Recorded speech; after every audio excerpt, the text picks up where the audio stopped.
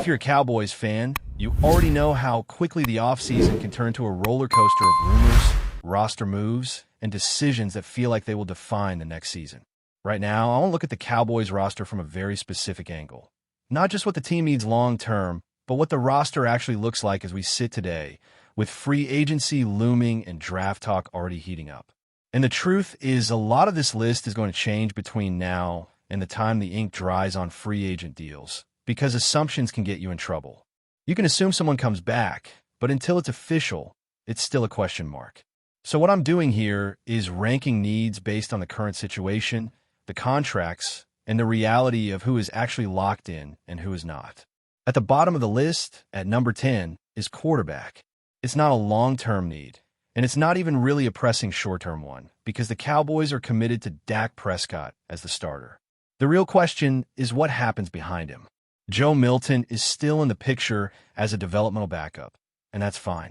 But beyond that, there is room for one more quarterback on the roster, even if it's just a practice squad guy. There's also the question of Will Grier, whose future is uncertain since his futures deal expired. So yes, the Cowboys could bring in another body just to keep that depth intact. It's not sexy, it's not headline-grabbing, but it matters. When you're talking about a position like quarterback, you always want to make sure you have options, because injuries happen, and you don't want to be caught scrambling in the middle of the season. Moving up to number 9, we're talking tight end. If the Cowboys had to play a game today, they would have 3 solid options. Jake Ferguson is there, Brevin Spanford is there, and Luke Schoonmaker is there. But the depth behind them is where the uncertainty lies. Princeton Fant, as of this recording, is not locked into a futures deal, and he may be exploring opportunities elsewhere. The team also lost Ronaldo Farrow, which takes away another body in that room. So while the Cowboys probably won't spend a premium on tight end in free agency, they will likely want to add depth, especially for the preseason and to survive injuries. Another late-round pick or UDFA who can contribute on special teams and develop in the offense makes a lot of sense here. Number 8 on the list is kicker, which is always a tricky spot because the position tends to be undervalued. But Brandon Aubrey is set to be a restricted free agent, and that means the Cowboys will have to make a decision. The most likely move is applying the second-round tender with the goal of working toward a long-term deal. That makes sense because the second-round tender number is not that far off from what a franchise tag would cost, and it gives the team a bit of breathing room while they try to hammer out a longer contract. The reality is, if another team is willing to give up a second-round pick for a kicker, you probably have to consider it, even if he has been reliable. The kicker market is weird, and the Cowboys' defense needs help more than their special teams. But for now, the uncertainty keeps kicker on the list. At number 7, we move into the offensive line. The Cowboys currently have a starting 5 that looks solid on paper, but the biggest question is the future of Terrence Steele. If the team decides to move on from him, this need jumps up dramatically because then you're suddenly looking for a new right tackle or someone who can slide into the lineup. Steele has been criticized at times, but I don't think he is as bad as some people make him out to be. The problem is not whether he is a decent player, but whether he is worth the money. His cap hit is massive, and the new cash that would be required to keep him is even more eye-opening. If you cut or trade him before June 1st, you still have to eat dead money, but you free up room to address other areas. If you cut him after June 1st, the savings come later, but you still create flexibility for the draft and other roster moves. The big question is whether the Cowboys want to commit that money to Steele or use it to strengthen other positions. Beyond Steele, the line has some pieces you can trust if they stay healthy. Tyler Smith is a strong piece, and Tyler Biadasz gives you stability at center. You have players like Josh Ball and Dalton Reisner who provide depth, and then you have younger players like Brock Hoffman and Robert Jones who are currently free agents. The Cowboys also have players like Nate Davis and Johnny Cornelius in the mix. If the team keeps Steele, then the offensive line conversation is more about depth and flexibility. If they move on from him, it becomes a major priority, and you might see the Cowboys targeting that position in free agency or the draft. It could be a day 3 pick, it could be a veteran signing, but either way it would become a more urgent need. At number 6, we get to cornerback, and this is where the list starts to get a bit more urgent. The Cowboys have some talent at the position, but injuries and uncertainty have left the unit in a precarious spot. Dante Banks is a good player, but he has to stay healthy, which is not always a guarantee. Sevyn Banks has shown flashes, but he is still developing, and you have to wonder how high the ceiling is. The team also has young guys under contract like R.J. Mickens, Caden Stearns, and Zion Johnson, but I would rather see those players compete for backup roles than be relied upon as starters right away. Even if the Cowboys bring back guys like Trayvon Diggs and Darren Bland, the position still needs reinforcement. The defense as a whole needs help, and the secondary is a big part of that. So cornerback sits in the middle of the list for now, but it will likely move up as free agency approaches. And then you hit the part of the roster where the list starts to get heavy. This is where you realize that the Cowboys are not just one or two pieces away from being a complete team. The reality is that the defense has to be rebuilt, and it starts with the secondary and the front seven. The Cowboys have been focused on defensive coaching changes, and that tells you the organization knows the problem is deeper than just personnel. The cornerbacks, the safeties, the linebackers, the pass rushers, all of it needs attention. The Cowboys have some players under contract, but the question is whether those players are enough to make a meaningful improvement. Before we get into the top 5 needs, let's acknowledge the elephant in the room. George Pickens is a free agent, and until the Cowboys pay him, you have to treat that spot like a hole. Pickens was everything you wanted this past season. He, along with CeeDee Lamb and Dak Prescott, gave the offense a chance to win even when the defense was historically bad.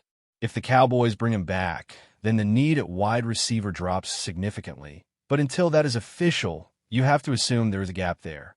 The wide receiver room would still have other options, but losing a player like Pickens would be a huge blow.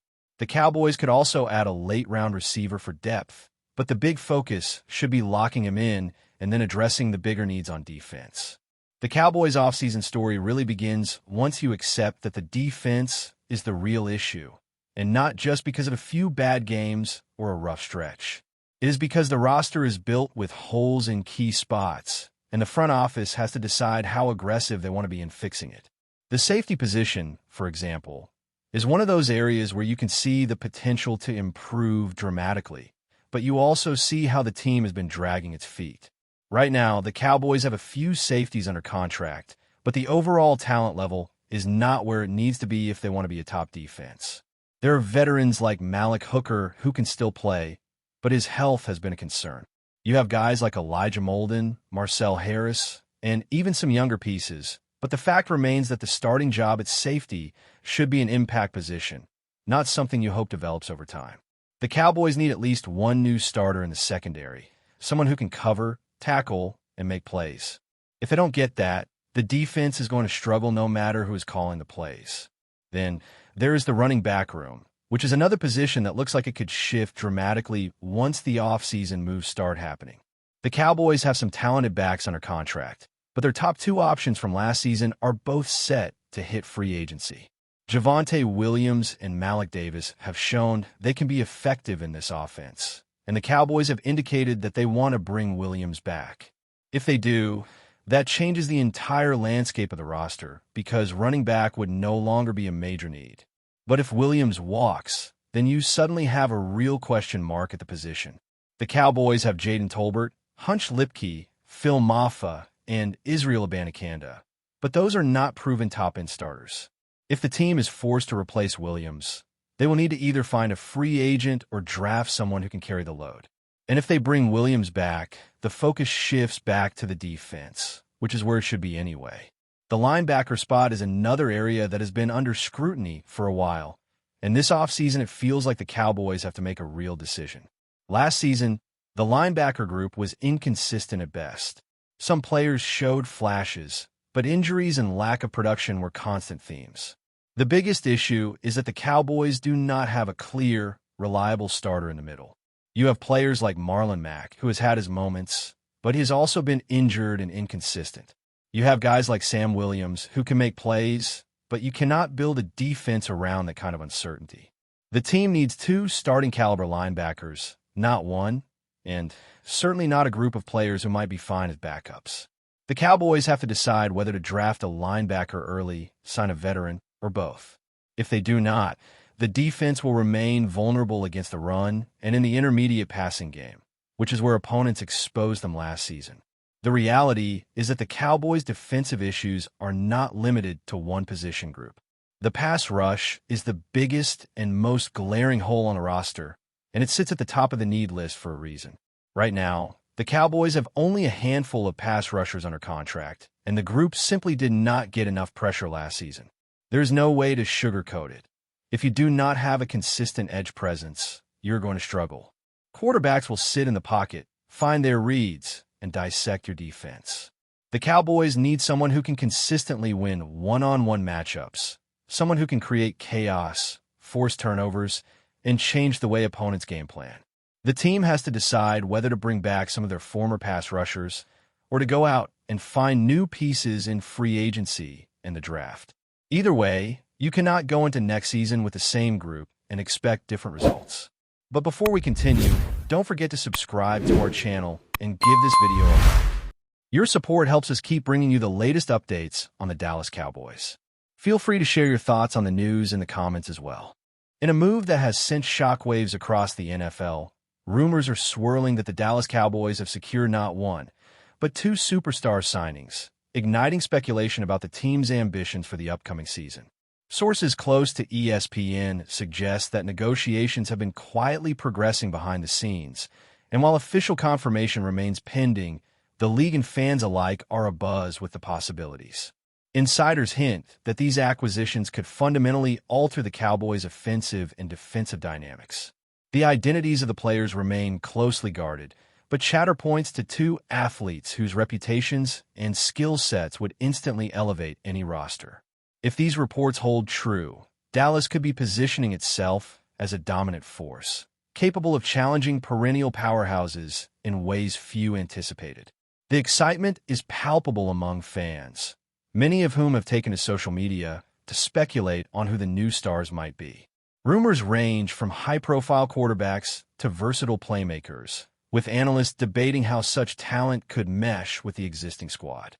The Cowboys' front office has been known for calculated, bold moves in the past, but landing two elite players simultaneously would rank among their most audacious strategies to date. While skeptics caution that negotiations can falter at the last minute, the timing and intensity of the reports suggest serious momentum. Sport commentators are already dissecting potential lineup changes and tactical shifts, imagining a Cowboys team that could dominate both sides of the ball. If these rumors prove accurate, the franchise may not only be chasing a playoff berth, but signaling a renewed bid for championship contention. The atmosphere around Dallas is electric, with fans eagerly awaiting official word. The speculation alone has sparked debates in locker rooms, sports bars, and online forums nationwide. One thing is certain. Should these rumored signings materialize, the Cowboys' identity and trajectory could be transformed overnight, turning them into a team that opponents will approach with caution, respect, and maybe even fear. That's it for this update. If you enjoyed the video and want to keep receiving exclusive news about the Dallas Cowboys, please subscribe to our channel and give this video a like. We always look forward to your comments and opinions. See you in the next video.